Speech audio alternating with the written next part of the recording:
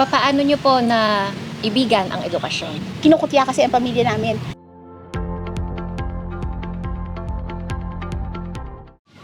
Welcome sa Interviews with PM Aimee Nazareno. Exciting po ang segment na ito dahil kasama natin ang isa sa mga dalubhasa pagdating sa larangan ng edukasyon. At hindi na po natin patatagalin pa, let us all welcome Dr. Janet Pareño. Paano po kayo nagsimula bilang isang guro? Ako po ay nagtapos ng Bachelor of Science in Accountancy. Then I took up Master in Business Administration and Doctor of Philosophy and Development Administration. In the beginning, I am in the field of finance. Then, dahil nag-work ako sa isang educational institution, so nag-part-time teach ako.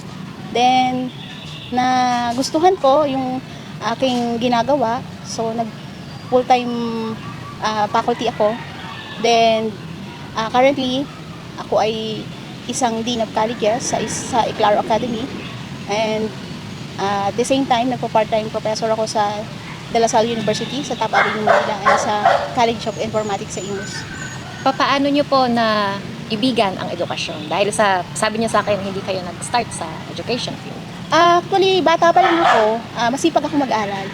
Yun ang aking goal is to help my parents kasi mahirap lang kami. Pinalaki kami ng magulang namin sa sipag sa kanilang pagtitinda ng isda at saka sa pag-aani sa bukid. Nakita ko yung kahirapan, so naranasan ko yung hirap. So iniisip ko kailangan kong mag-aral lang mabuti para matulungan ko ang aking mga magulang. With the help of my parents and mga tao po sa paligid ko, nakakuha ko ng scholarship nung nagkolehiyo ako. So pinagsikapan kong makatapos hanggang sa nag-self-supporting ako during my master's degree and doctoral degree. And of course po, syempre, hindi ko makukuha yung aking mga achievements na yon kung hindi dahil sa support ng husband ko na si Reniel Pareño. Parang i-share nyo na sa akin yung buhay nyo in a nutshell. Simula Opo. nung pagkabata nyo hanggang sa ngayon na naging successful person na kayo. Ramdam naman po namin no, yung hirap na dinanas nyo noon. Nagsimula po kayo sa wala. At ngayon, naging matagumpay na po kayo. So para po sa mga manonood natin, ano po kaya ang mensahe or ang maipapayo nyo sa kanila kung papaano po namin mababalanse yung kahit may naninira sa amin, pero kung nagsusumikap naman kami at may pangarap kami para ma-achieve yung mga gusto namin sa buhay. Okay. So, yung mga basher po, hindi yan nawawala. Bawat araw, may basher at may basher dyan. Kasi, hindi lahat ng tao ay matutuwa sa achievements mo. Hindi lahat ng pumapalakpak ay totoong naniniwala sa kakayanan mo. As long as nakilala mo sarili mo, alam mo ang tama, may mga taong naniniwala sa paligid mo. Deadma. Yan po ang Deadma. word. Wapakels. Sa Gen Z. Very Gen Z na rin kayo, ma'am. Wapakels. Wapakels. Hayaan lang natin yung mga bashers kasi sila motivation din. So yun po ang may advice ko.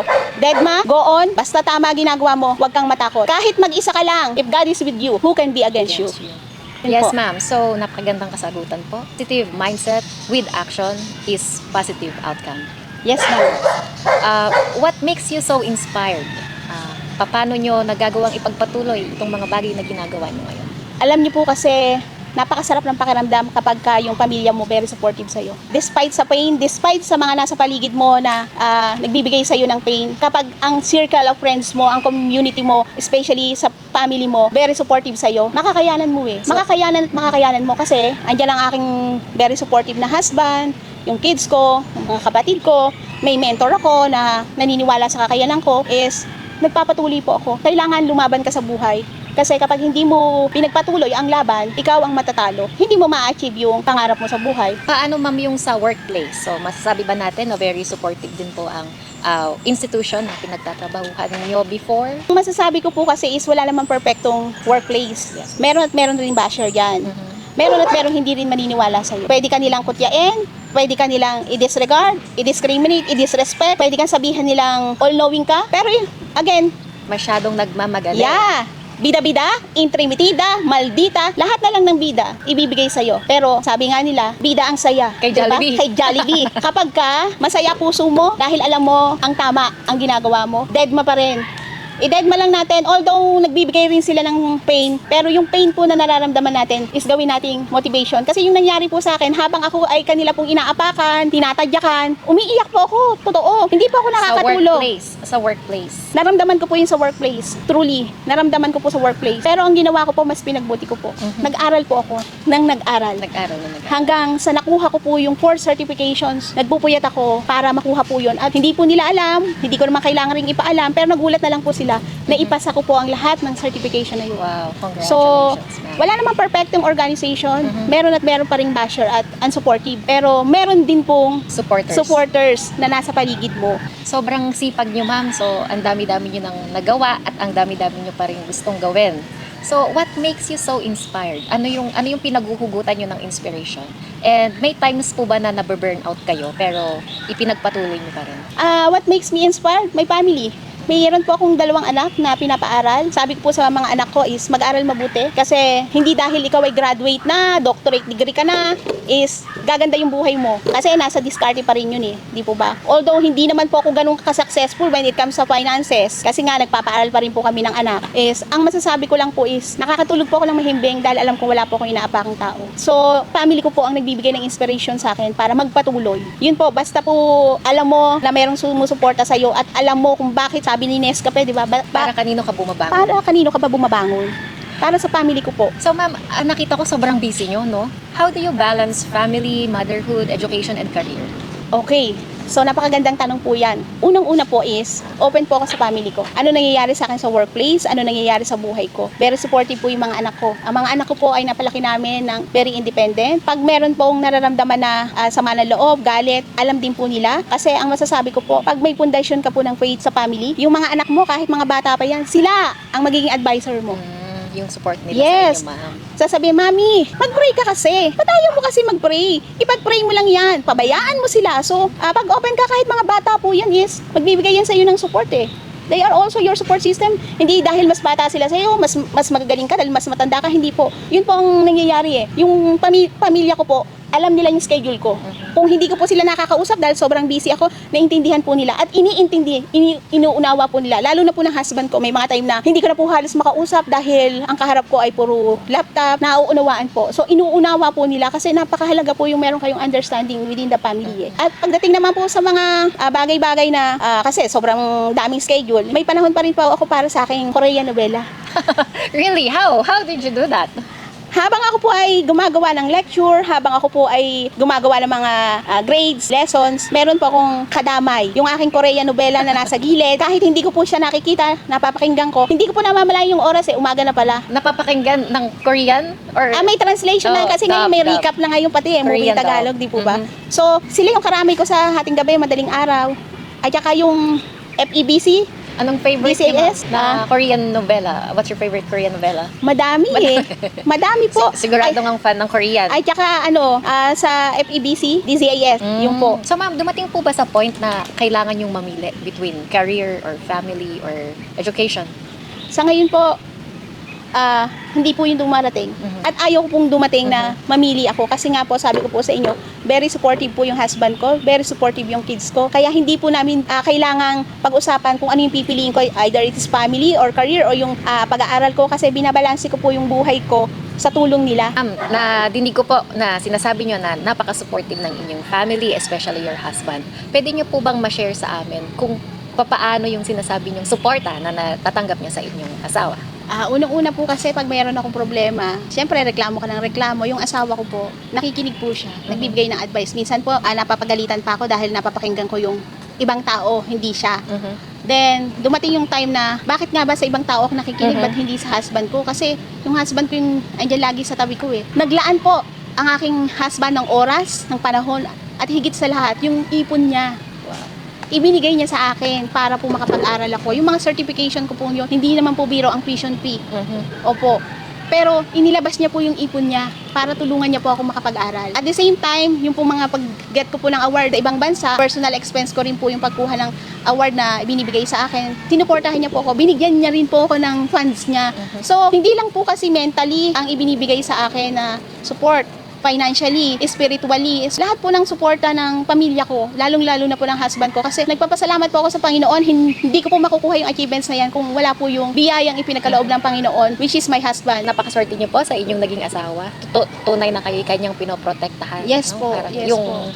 sa Blessing Biblia po, na blessing po ng kailangan Panginoon. dahil tayong mga babae ay hinubod sa tadya upang protektahan at pangalagaan. At masaya po ako dahil nakakilala kayo ng inyong asawa. So pagdating naman po sa larangan ng pagtuturo, so alam naman po natin na ang mga guro ay mahal ang mga estudyante. So nagkaroon po ba ng time na meron din kayong inspirasyon na coming from your student? Ay, napakadami po. Alam niyo po, ang sabi nga po ng aking friend na ano na po siya very successful. Kasi CPA lawyer po siya. Wow. Bakit ba nasa academe ka? Sa academe wala namang pera, abonado ka pa. Ang achievement ko pong nararamdaman yung i-message ka ng estudyante mo na graduate na ng matagal, just to say, hi ma'am, kumusta po? Nagpapasalamat po ako sa inyo sa mga turo nyo. Kung hindi po kayo naghigpit sa akin, hindi ko po ito mararamdaman at mararanasan. Yung time na i-message ka lang para makipagkita sa'yo, dadalhan ka ng something, ay napakasarap pong pakiramdam. Ang achievement po ng mga estudyante natin, pag nakamit po nila ang kanilang dream, ay achievement po ng isang guro. Yun po ay napakasarap na pakiramdam na pasalamatan ka dahil sa naiambag mo sa kanila. So yun po ang aking talaga ring ipinapagpasalamat dahil na-appreciate ka ng iyong mga estudyante. Kung bibigyan po kayo ng pangalawang pagkakataon para pumili ulit ng profesyon na magiging successful ulit po kayo, ano po yung pipiliin niyo?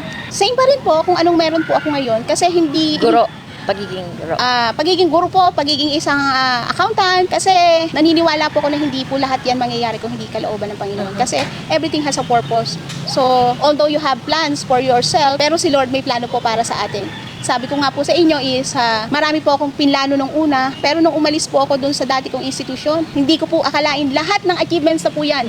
Nakuha ko po, international and local po. So may plano po si Lord yung nararamdaman mong pain, yung pala ay preparation ng Panginoon para kapag dumating na yung time na ibang pagsubok, matatag ka na. So hindi lahat ng panahon ay bagyo, tag-ulan, may panahon din ng tag-ani. So yun po ma'am. Minsan kailangan nating mag-let go para Yes. ma-open yung mga opportunities Yes. na darating sa Yes atin. po, opo. Totoo po yan. Kasi yung hindi akma sa'yo, wag mo nang ipilit.